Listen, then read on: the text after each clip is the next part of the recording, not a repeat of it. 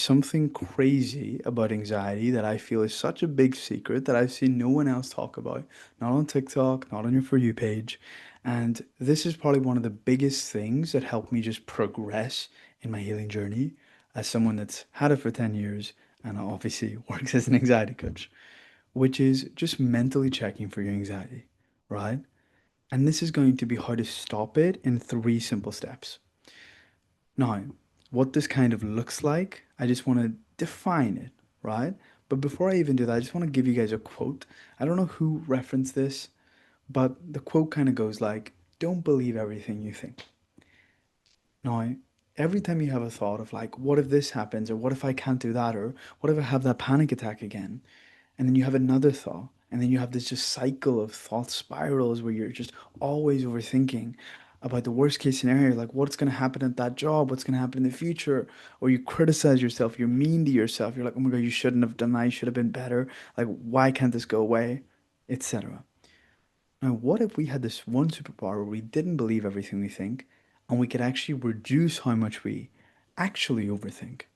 Imagine how quieter your mind would be. Imagine how much calmer you would feel when going out, going to the movies, going to see your friends, going to see your family, all of that. So, I just want to talk about the three steps and then we'll get into each of them in detail. The first thing is just to slow down, how to actually do that properly. This is going to help break the cycle initially.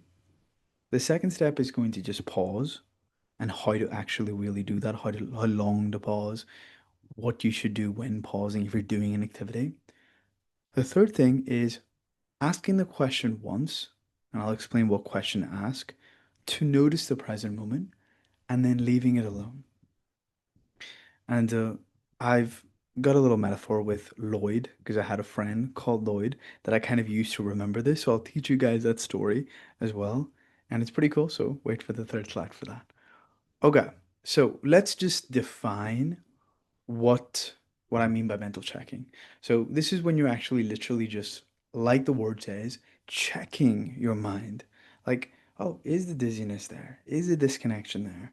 Like it's almost like you just rush to like check, is it there?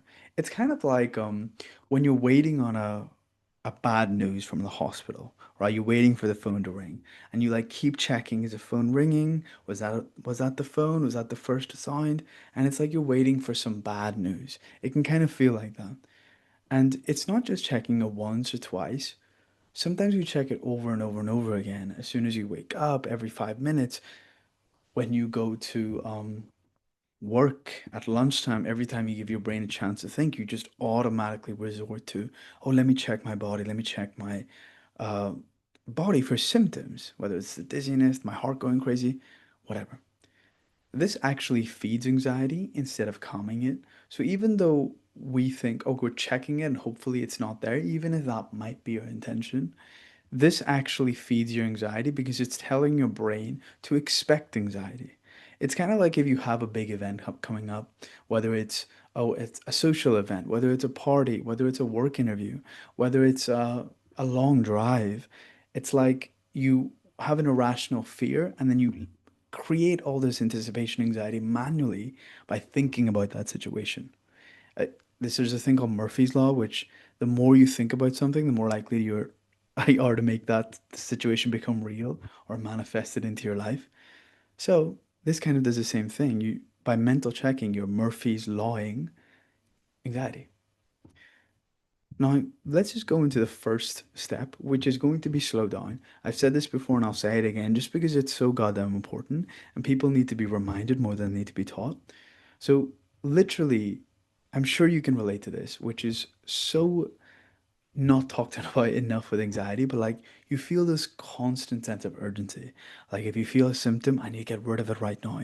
If you have a problem, I need to check for it right now. And because you do this so often, it happens automatically. It's kind of like every time you go to the bathroom, you automatically press the flush. You've gone enough times, pardon the like, offensive metaphor, but you've gone enough times to just automatically, turn on the flush. You've gotten in bed enough times in the dark to automatically switch off the light. So you do this thing automatically. The mental checking has become a habit. So when you slow down, it gives your brain that space to interrupt the habit. Even if it's a negative habit. I was having a conversation with John in the community, and one of the things we were talking about was just quitting smoking. One of the things he can do to actually smoke less cigarettes is when he does smoke, actually smoke the cigarette slowly. Like put the cigarette in your hand slowly, take a puff slowly, light the lighter slowly, and just do it slowly so you're bringing more conscious awareness to the habit. So, for example, if I translate this into anxiety, let's say you feel a weird sensation in your chest. You initially just want to check at it with fear. Like, what the hell is this? So, it's almost like your own body sensation. You're instantly creating this sort of environment where you're, supposed to be stressed or supposed to be anxious. Kind of like, you ever had a conversation with someone and they just started the conversation off like in a rough, aggressive way? It could be a boss, it could be a partner, but they're just like, are you working? Like, oh my God, did you do that again? Like just immediate defensive tone. So you automatically get a little defensive as well. If you've had an argument with anyone and they've started, I'm sure you know what I mean. So you just want to check it, explore it in a fearful way. Instead, slow down your speed. You can even do a message of safety where you look out through your eyes, look around slowly, scan the room slowly, left to right, moving your eyes, or right to left, doesn't matter, or you can even just gently turn your head. This could be in a conversation where you do it subtly. You could be alone in your room. You could be watching TV and out of nowhere a symptom hits, like you're not even doing anything that's anxiety inducing and you have a symptom hit. You just notice and like, just become a little bit more aware because your eyes are connected to your nervous system. So it's kind of like if an engine is important for the car to run, the eyes are the engine of the nervous system because it controls a lot. Then just notice your body. I prefer noticing the breath just because it's happening in every moment. Like I'm breathing right now. You're breathing right now, unless you're underwater, but it'd be kind of weird if you're watching this underwater, right? So we're kind of breathing in every moment, and when you're anxious, your breath changes. It's like the first thing to change. Like sticking to the car example, when you brake, the car slows down, right? So if you notice the breath, it just helps yourself slow down a little bit more, helps the mind slow down a little bit more before you react. And it also helps with like overthinking and getting lost in that spiral. The second thing is pause, like how I'm doing right now. When I pause, it gives more attention to the words, and it might be easier to listen to me. You want to do the same when you feel an anxiety symptom. So, what I mean by give it a moment is actually stop moving for a few seconds, like 3 to 5 seconds. And sometimes when you're pausing, don't like rush the pause. So if it's like I'm like standing and I'm just like, okay, I'm gonna pause, and you like brace instead of really pause, it's like you stay still and then you soften. This is why one of the first things I teach in meditation is try and let your body be still. Let it be still. You're actually manually moving every time you have a little bit of nervous energy in your body. So just let your body be naturally still. Let go of effort. So it's kind of like whenever your mind asks, am I still dizzy? Like, let's say you're present and you're like checking, is the symptom still there? Is it getting worse? And you think it's going to get worse, and then you think and overthink about it, which often makes it more intense. Instead of checking, slow down, pause, and just delay trying to figure it out. If your mind wants to jump in with an answer, let it do that. But you just slow down, stop moving, and this kind of just helps you delay checking again, like that very second. This third step and the final step, and I've never talked about this before in detail, so I'm glad I get to right now, which is ask the question once and then just leave it alone. It's kind of like if you ask me, hey, what's your name? I'll say Gabriel. You're not going to ask me my name in the next second. But that's kind of what we do with anxiety. We're like, is the dizziness there? One second later, is it there? 5 minutes later, is it there? Is it getting worse? I wake up in the morning. I either go, sometimes if you have a bad morning routine, you might just instantly go in your room, or as soon as you wake up, open your eyes, you just instantly scan, setting that tone for the day.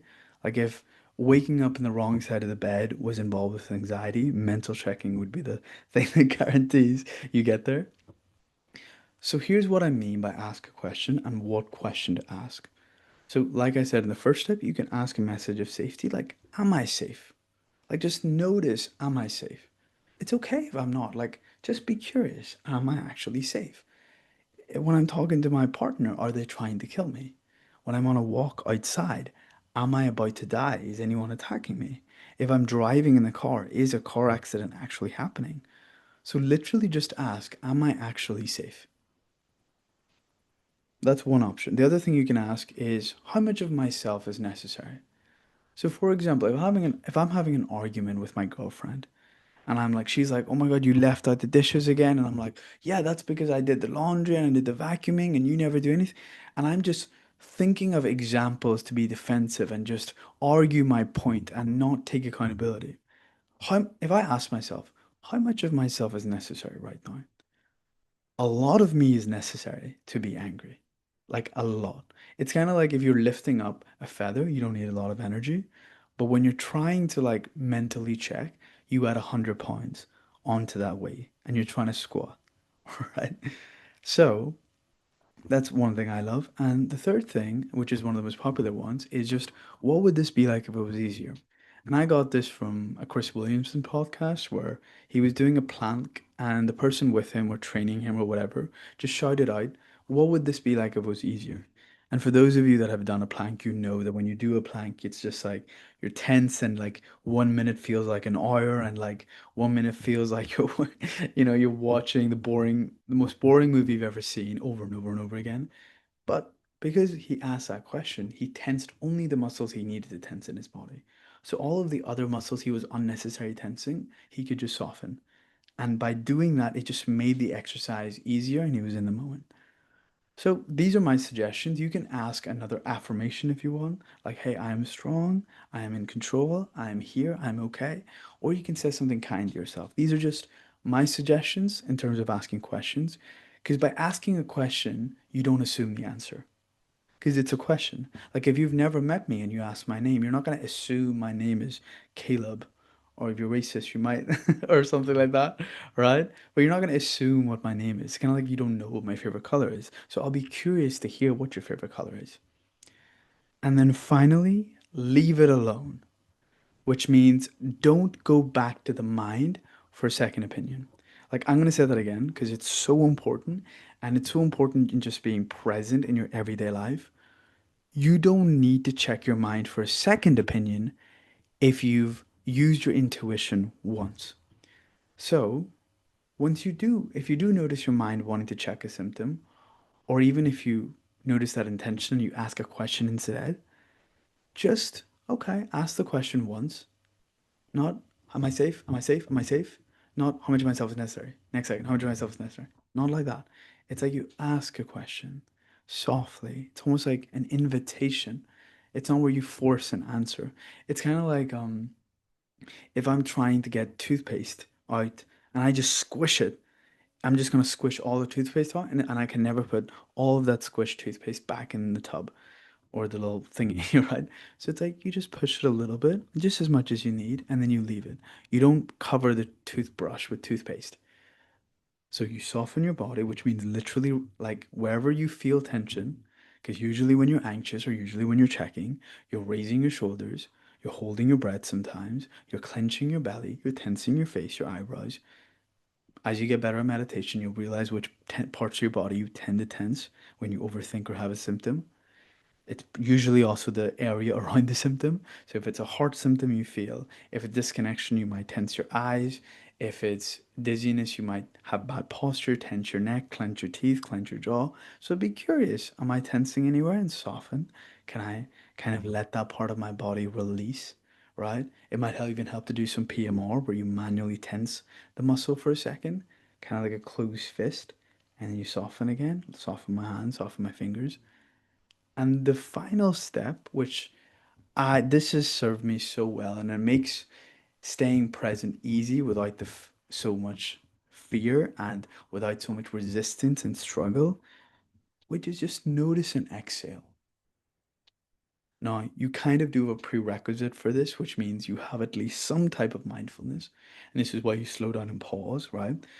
Because when you slow down and pause, or you notice the breath or your body initially, it's like you gather some attention. It's kind of like if I want to fill up my car, I have to get the fuel first. I can't fill it up with air, I can't fill it up with water. I need either the right type of fuel. So I need attention to notice the exhale.